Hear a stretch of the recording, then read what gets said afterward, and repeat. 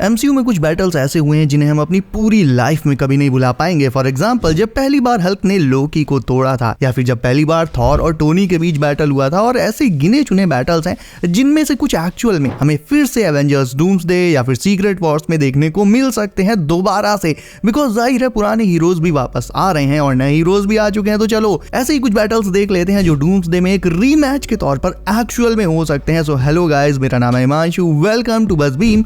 And सबसे पहले तो बात कर लें स्पाइडरमैन वर्सेस वेनम की। अब ये एक ऐसा बैटल है जिसे एमसीयू के बाहर तो हम कई बार देख चुके हैं, लेकिन एमसीयू में हमने अभी तक नहीं देखा है। और हम होप कर रहे हैं कि सोनी वर्स के खत्म होने के बाद, क्योंकि वेनम का एक टुकड़ा एमसीयू के बारे में छूट गया था, तो अब यही वेनम पीटर के साथ जाकर बॉन्ड बनाएगा और इवेंचुअली हमें एक स्पाइडरमैन वर्सेस वेनम एमसीयू के अंदर भी देखने को मिलेगा। ये भी ऑलमोस्ट तय है कि स्पाइडरमैन 4 में सिम्बियोट आ रहा है और वो पीटर से बॉन्ड भी करेगा ताकि उसे उसका ब्लैक सूट मिल सके। बट तुम्हें याद होगा टोबी के साथ जब सिम्बियोट बॉन्ड करा था तो उसने टोबी के स्पाइडरमैन को फुल ऑन करप्ट कर दिया था। यानी वो पीटर जो अपनी जरूरतें साइड में रखकर पहले दूसरों की मदद करता था, हीरो था, उसका गुस्सा, उसका एग्रेशन और इवन उसकी स्ट्रेंथ को वेनम ने कई गुना बढ़ा दिया था, जिससे उसकी पर्सनालिटी एक हीरो से एक एंटी हीरो या कह लो कि एक विलन जैसी होती जा रही थी। बट टाइम रहते रहते पीटर ने ये चीज रियलाइज कर ली और वेनम को रिजेक्ट कर दिया, उससे अपना बॉन्ड खत्म कर दिया। और जाहिर है ये बात सिम्बियोट को पसंद नहीं आई और उसने फिर उस यूनिवर्स के एडी ब्रॉक के साथ बॉन्ड बनाया सिर्फ पीटर से बदला लेने के लिए। तो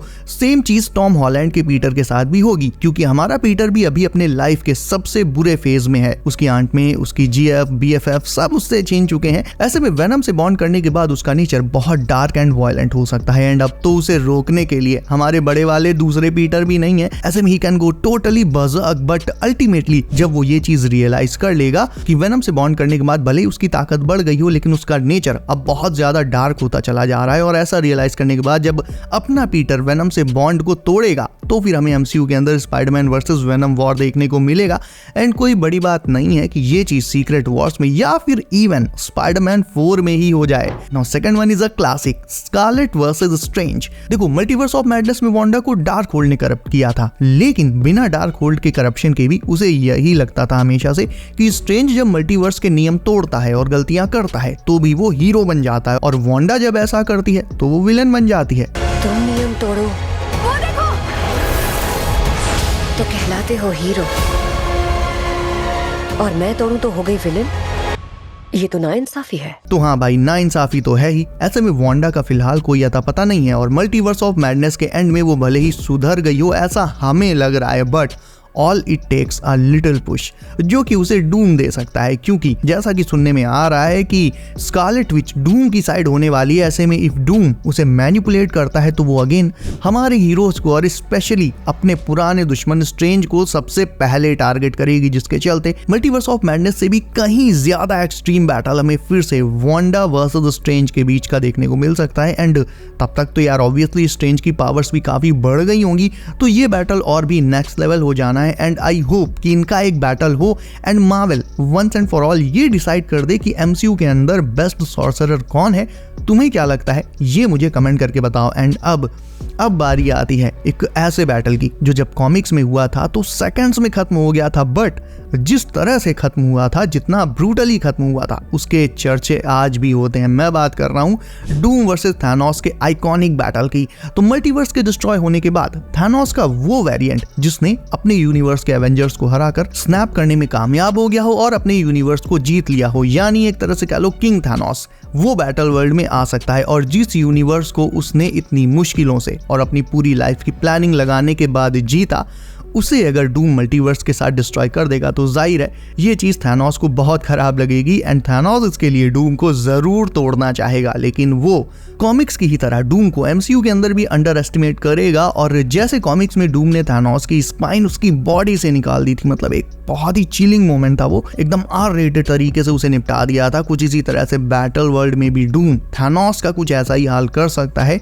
ये मार्वल कॉमिक्स के सबसे आइकॉनिक मोमेंट्स में से एक था। तो आई थिंक रूसो ब्रदर्स ने ये कहा है कि हम जो सीक्रेट वॉर्स कॉमिक्स को अडेप्ट करेंगे, उसकी स्टोरी लाइन को अडेप्ट करेंगे, तो मेरे ख्याल से ये एक ऐसा मोमेंट है कॉमिक्स का जिसे एमसीयू में दिखाना ही दिखाना पड़ेगा, क्योंकि इससे डूम का ऑरा भी बढ़ जाएगा। ये पता चल जाएगा कि डूम एक्चुअल में कितना ज्यादा पावरफुल एंड अनप्रेडिक्टेबल और खतरनाक है। नाउ अब बात करें कैप्टन वर्सेस कैप्टन की, तो देखो कैप वी कैप का एक बैटल तो एंड गेम में हो चुका है, जब कैप्टन अपने पास्ट सेल्फ से भिड़े थे और टू बी ऑनेस्ट उनके पास टाइम नहीं था, तो उन्होंने शॉर्टकट से उसे हरा दिया था। बट क्योंकि क्रिस इवांस अब डूम की साइड से एक इविल कैप वेरिएंट प्ले करेंगे और अपने पास है पप्पू कैप्टन, ऐसे में evil cap versus Pappu cap के बीच एक शोडाउन तो 200% तय है भाई, क्योंकि पूरा का पूरा सेटअप इसका ब्रेव न्यू वर्ल्ड में ही किया जा चुका है। एक तरह से ब्रेव न्यू वर्ल्ड में सैम को तमाम सारी प्रॉब्लम से जूझते हुए इसीलिए दिखाया गया ताकि मार्वल हमें ये रियलाइज करा सके कि सैम स्टीव रॉजर्स के जैसा ही है, उसका नेचर उसी के जैसा है और वो स्टीव के शूज को एक्चुअल में फील करने लायक है, उसकी जगह ले सकता है, बल्कि ये कहोगी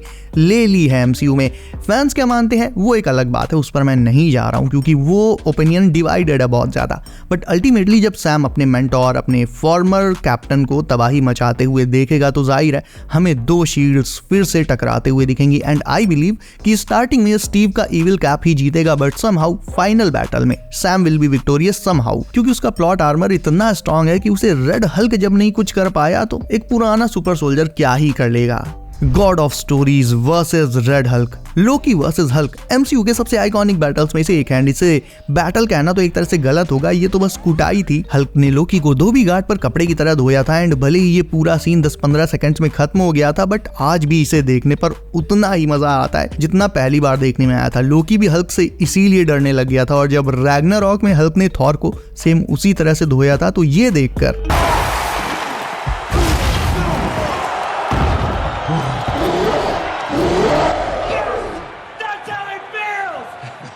I'm just a huge fan of the sport. But अब हल्क एंड लोकी दोनों अपनी अपनी जर्नी में काफी आगे आ चुके हैं। हल्क बन गया है ट्यूशन मास्टर और लोकी बन गया है गॉड ऑफ स्टोरीज, जिसके पास अब रियलिटी वॉपिंग पावर्स है। बट मैं स्मार्ट हल्क की बात नहीं कर रहा हूँ, ये मैं तुम्हें पहले भी बता चुका हूँ कि मार्वल सीक्रेट वॉर्स में शायद से ग्रीन की जगह रेड हल्क को फाइट्स के लिए यूज करने वाला है। ऐसे में अब अगर लोकी वर्सेस रेड हल्क का रीमैच होगा तो ये और भी ज्यादा बैलेंस्ड रहेगा।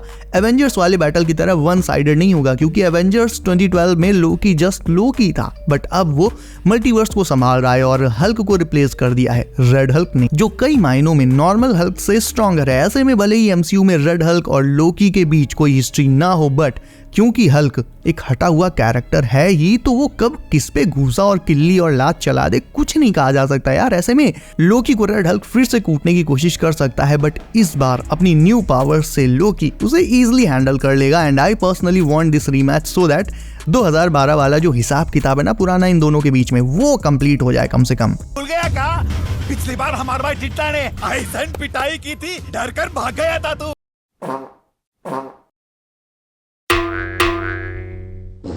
And finally Thor versus Victor von Doom. 2012 वाली एवेंजर्स में जब थॉर और टोनी के बीच पहली फाइट हुई थी, तब टोनी को पहली बार रियलाइज हुआ था कि उसका सूट थॉर जैसों को भी हैंडल कर सकता है सिर्फ अपनी टेक्नोलॉजी के दम पर।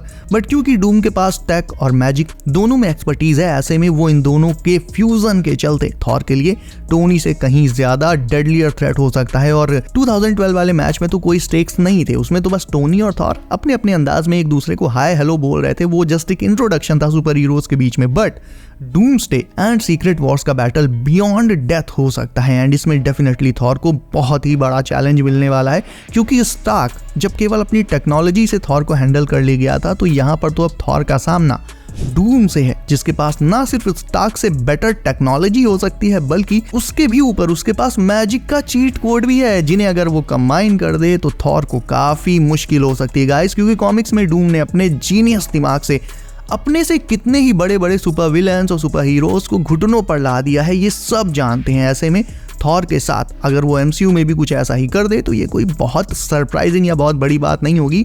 सो गाइज, वैसे तो बहुत से बैटल्स एंड ऑल होंगे अपकमिंग मूवीज में, एवेंजर्स वर्सेस एक्समैन होगा और भी दूसरे बहुत सारे सिनेरियोज बनेंगे, बट ये वो कुछ स्पेशल रीमैचेस थे जिन्हें देखकर हर मार्वल फैन के खड़े हो जाएंगे रोंगटे। प्लस इनमें से कुछ बैटल्स तो डेफिनेटली कंफर्म ही है, like captain versus captain and Spiderman versus venom, and बाकी के बैटल्स का अच्छा खासा चांस है कि वो पास्ट एमसीयू कनेक्शन को देखते हुए डेफिनेटली हो सकते हैं एक नॉस्टैल्जिक फील के लिए मार्वल इन्हें करा सकता है। सो तुम इनमें से किस बैटल को देखना चाहोगे ये मुझे कमेंट करके बताओ। इसके अलावा वीडियो को अभी तक लाइक नहीं किया है तो इसे भी लाइक करके चैनल कर लो सब, नोटिफिकेशन को ऑल पर डालना बिल्कुल मत भूलना ताकि आने वाली नई MCU अपडेट्स तुमसे कभी भी मिस ना हो। सो गाइस बी सेफ, अपना ख्याल रखिए। आप, मेरा नाम है Himanshu and as always I will see you in next one.